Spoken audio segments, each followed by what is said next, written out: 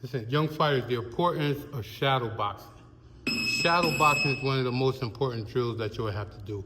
I feel like when you come inside the gym, you should shadow box at least, anywhere from 3 to 6 rounds, man, just to get a feel of how you want to be in the ring, how you want to step with your feet, how you want to throw punches, how you want to move your head. It's just like you see Steph Curry at practice. How many jumpers you think he throw a day? Same thing usually. He practicing his posture, he practicing it so he don't have to think about it in a fight. And the same thing here with shadow boxing. Learn how to shadow box, get into a zone. This right here is my therapy right here. There's so many different reasons to shadow box, man. This is my therapy. But you gotta have a good imagination when you shadow box. Shadow boxing, you gotta imagine an opponent. You gotta imagine punches coming back at you. You gotta imagine that he's trying to set you up. So you have to build up that mental focus, man. So here goes a nice shadow box session right here for you.